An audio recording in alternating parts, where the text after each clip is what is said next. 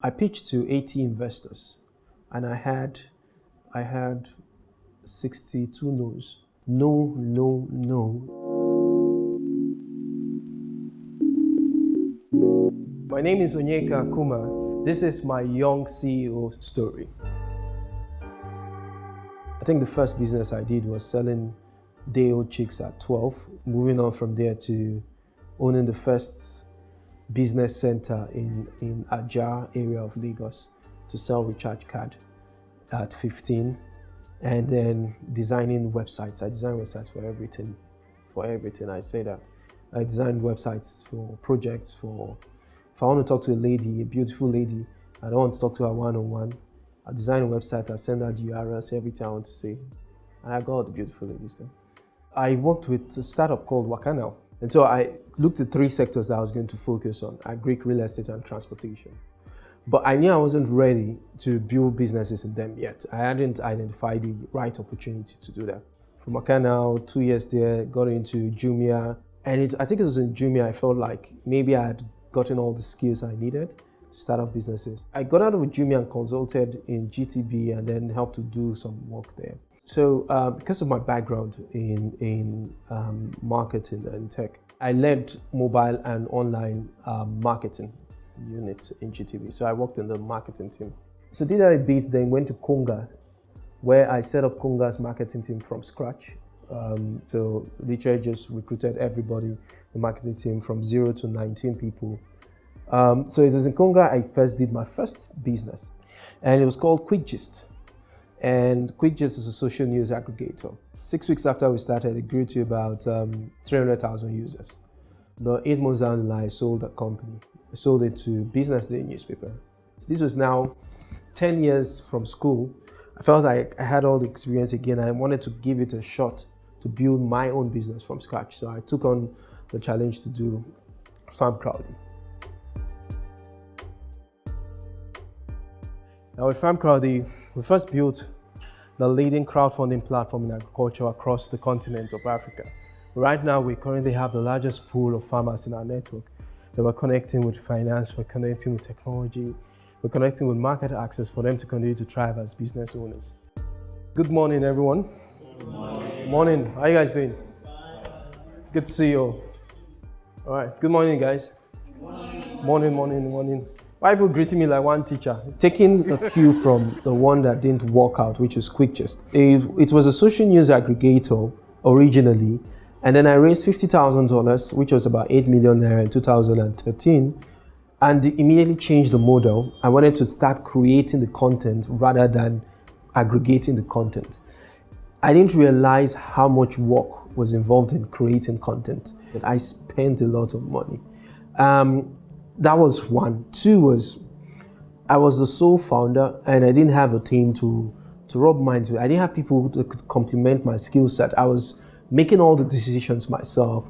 And I think that those 2 things, changing the model and then being the only one making decisions, were major reasons why I didn't thrive. You should go downstairs to that place. You don't get green. No, you did. I'm just telling everybody to go downstairs. Okay. Go downstairs. Are you serious? Because I saw what happened with QuickGist, where I raised money, I felt like change model. I didn't want to take the risk with somebody else's money, especially because I was getting in a sector that I didn't really have a template, so I was taking a major risk. So what I did was, February of 2016, I started saving about 50% of my salary over a period of about 8 to 9 months. So I was saving that salary, and then I got an office space, and then I got a team of co-founders who gave me complementary skills. So one of my co-founders, who is still with us today, handled finances for us, another one handled technology for us, another one handled core operations for us, another one handled relationship management. So all the skill sets came together. When we went live, I didn't just resign to join. I had to make sure I saw how revenue was going to be coming in. And then I didn't want to bring my burden of earning XYZ amount and coming in here, and then I have to start earning a tithe out of it. So we did that for a bit, and then the first 3 months into it, I had to start pitching to a couple of investors. But prior to pitching, I along with my team, we had already built some traction. And so we're using that to make a case for why investors should trust that this was going to succeed. Over time, we're able to get the first investor that put in $60,000 into the business to allow us to thrive.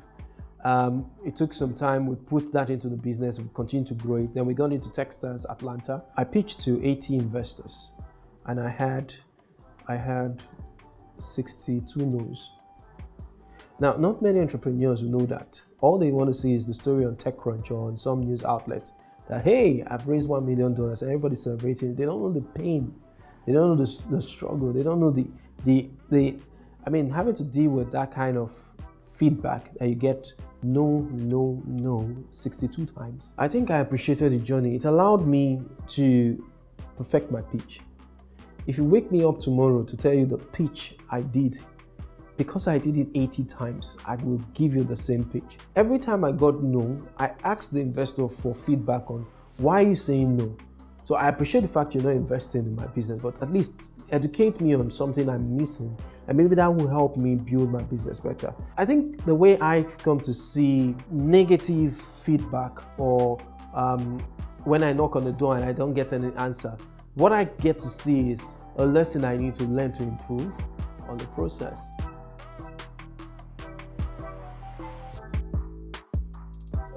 This is Farmcrowdy, Rent Small, Crowdyvest, Plentywaka, Quick Gist. Buy to let is a product of Rent Small. So this allows people to, if you have a house, instead of selling a house for 50 million, you sell the bedrooms for 5 million each. Then Farmcrowdy, from Farmcrowdy, Crowdyvest, then Plentywaka. Plentywaka was a pain point. I got in on the bus. I entered the bus coming back. I went to speak in an event in Qatar, and then got back, and I had to meetings in Flower Mills. Had to get there, use 2 bikes from the airport. My meeting was 10. I got to the airport by 8 in the morning. Finished the meeting. My other conference said, let's take a boat ride back to CMS. So I think I tweeted that it was 18th of January 2019 that today I've flown, I've used 2 bikes, I'm using a boat. But what I didn't plan for was that they wanted me to enter a bus. I told them I hadn't entered a bus in many years, I think more than 15 years. As soon as I could buy my first car, I stopped entering the bus. Now, if I had to enter a bus, I'd rather take a bike. But I just get into the bus. So I think I'm grateful to God that I did. And getting into that bus made me realize the state of buses in Lagos.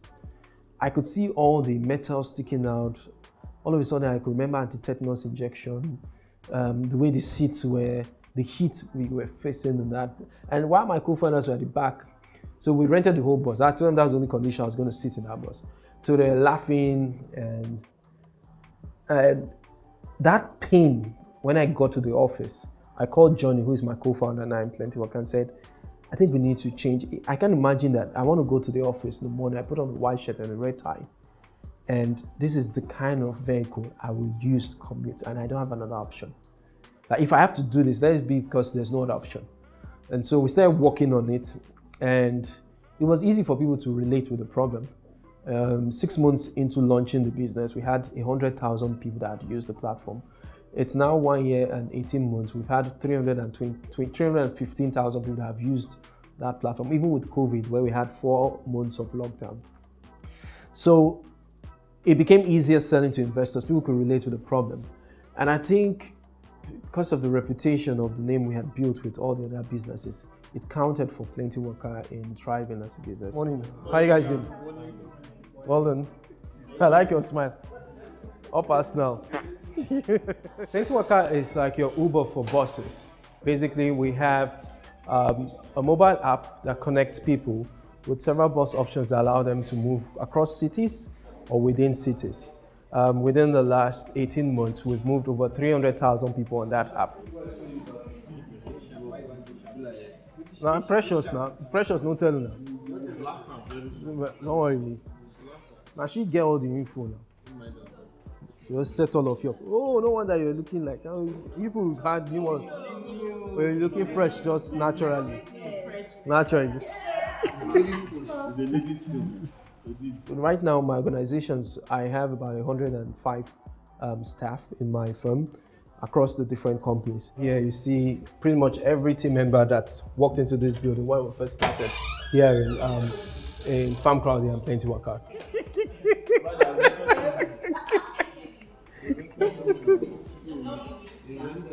You don't see.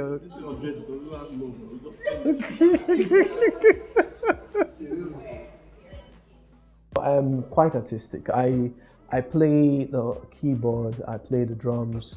I sang for over 20 years. I had 2 albums. I play football, I play chess, I play basketball, I play table tennis. I play football competitively, actually. I play PlayStation a lot. In fact, if you don't know how to play PlayStation and come to this office, we'll flog you and we'll laugh about it and you'll cry if you don't know how to play. I'm quite competitive outside of work, and I use football to let steam off.